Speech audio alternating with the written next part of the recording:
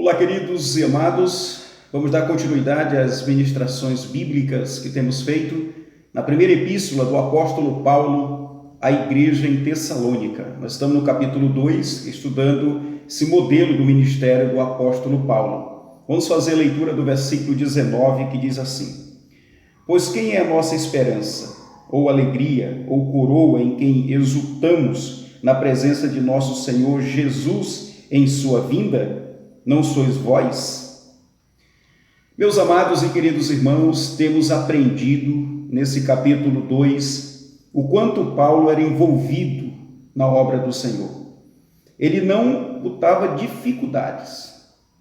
Por mais difícil que era, ele estava ali servindo o Senhor. Limitações físicas, já por ser um senhor de idade, como todos nós chegaremos a uma maior idade, virão as dores. Paulo era um homem de idade, mas mesmo assim desbravou toda a Ásia Menor, agora está aqui na Europa, pregando o Evangelho. Um homem com limitações da sua saúde, por isso então Lucas, o médico, andava com ele, mas era um homem desbravador, um homem que se debruçava nas Escrituras, levava tempo estudando a palavra, ele se enfadava nas Escrituras. Mesmo preso, Paulo escrevia as cartas, Paulo orava. Meus irmãos, temos muito a aprender com o apóstolo Paulo, essa sua ortopraxia. Eu falei na última reflexão bíblica que está tão escasso de pessoas tão comprometidas com a palavra de Deus. Na verdade, nós temos ainda bons pregadores, temos bons líderes, mas, meus irmãos, homens como Paulo, dentro do desenvolvimento ao ministério, nós temos muito pouco mesmo, que serve de modelo para nós, meus irmãos. A vida cristã, ela não é uma vida nominal, ela não é uma vida de simplesmente uma rotina, de irmos para a igreja, vir para casa, andar com a Bíblia debaixo dos braços ou na mão, fazer algumas orações. A vida cristã é muito mais que isto. A vida cristã, ela é uma mudança nos hábitos desse indivíduo e desta pessoa.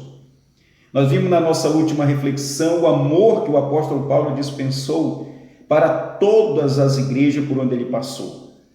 E agora ele vem dizer que, mesmo apesar de todo o trabalho, de todo o enfado, de toda a dificuldade que o ministério acarreta, porque uma vida cristã, meus irmãos, será sempre uma vida trabalhosa, de dificuldade. A Bíblia diz que no mundo tereis aflições.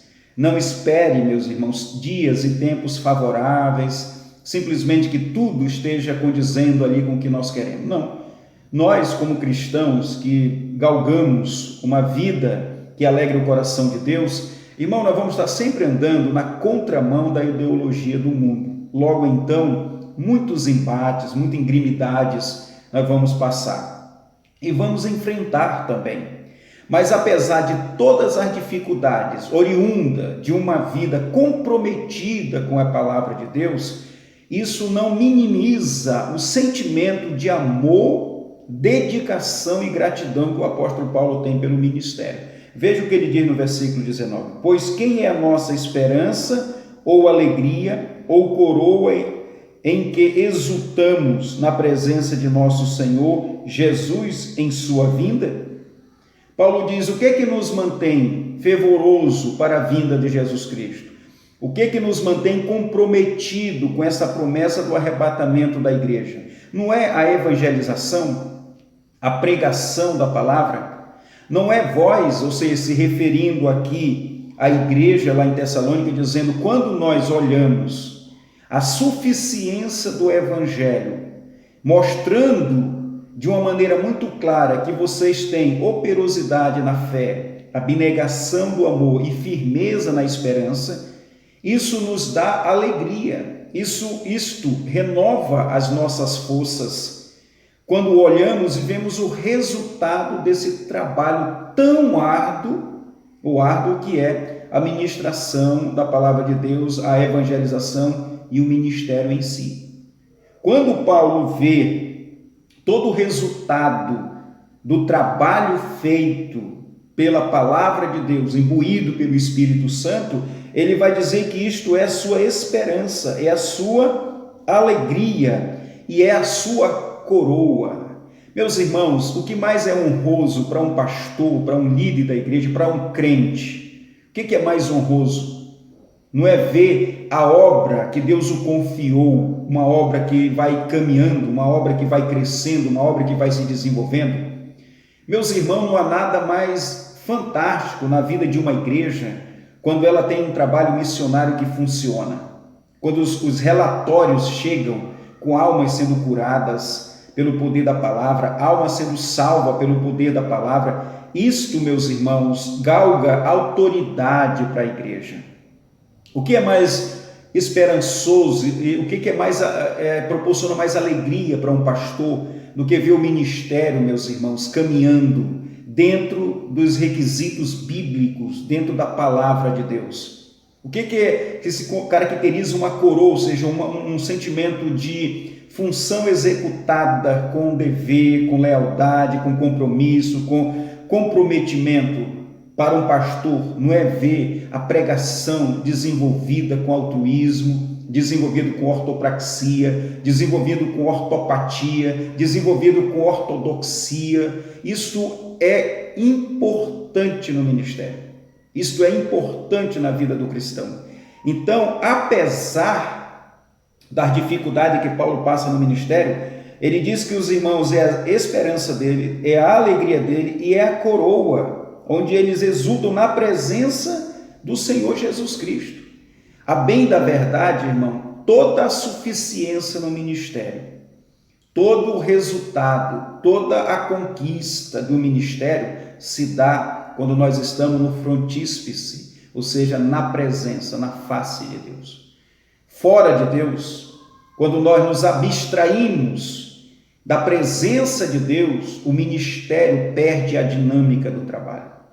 Quando um pastor ele fica apenas profissional, o que é um pastor profissional? Ele é muito bom de teologia, ele é muito bom de oratória, mas não é um pastor temente à palavra de Deus. Então nós nos tornamos alguém nominal. O que é um crente que de repente ele é muito religioso, ele é muito zeloso da liturgia, mas a sua vida não é orquestrada pela palavra de Deus?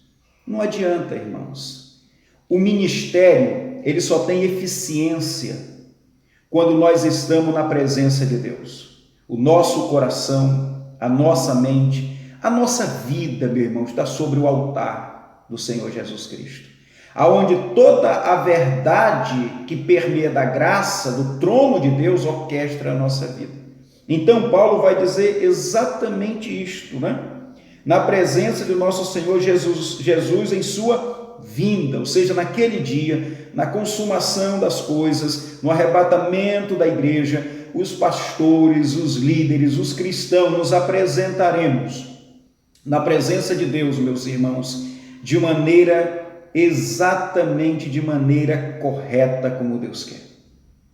E aí Paulo continua, não sois vós, ou seja, não é esse ministério cheio de labuta, cheio de dor, não é isto que me traz esperança, alegria e coroa.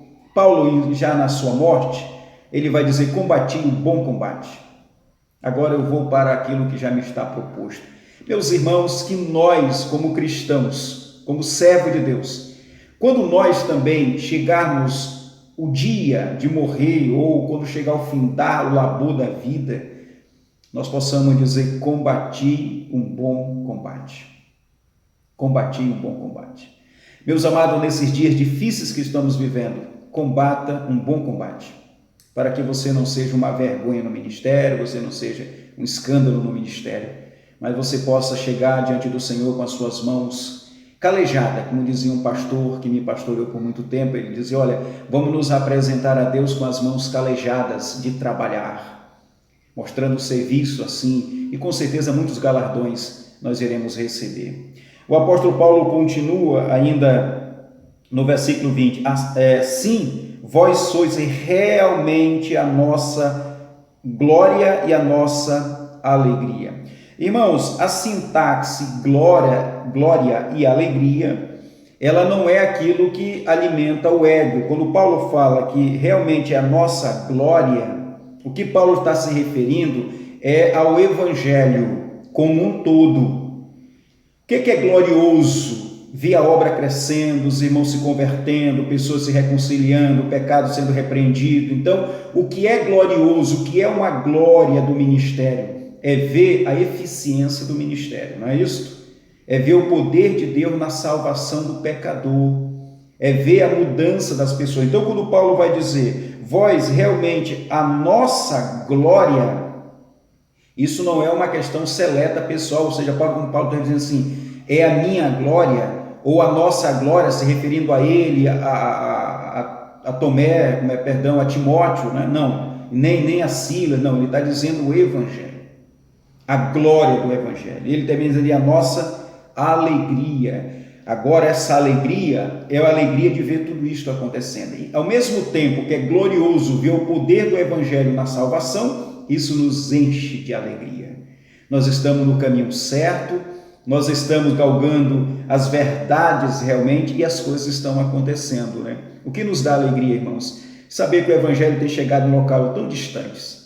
Passei alguns anos pastoreando em outros lugares, em outros municípios do Amazonas, e ver o trabalho sendo desbravando ali, pessoas sendo salvas pelo poder de Deus. Irmãos, isso nos enche de alegria. O que mais dá alegria no coração de um crente, meu irmão? É ver o poder do Evangelho na salvação de todos aqueles que creem. Que Deus te abençoe, que você também, assim como o apóstolo Paulo, seja preenchido da alegria, da esperança, da coroa no Evangelho do Senhor Jesus Cristo, meus amados. Que a cada dia nós, como igreja, melhoremos e cresçamos nessa graça maravilhosa.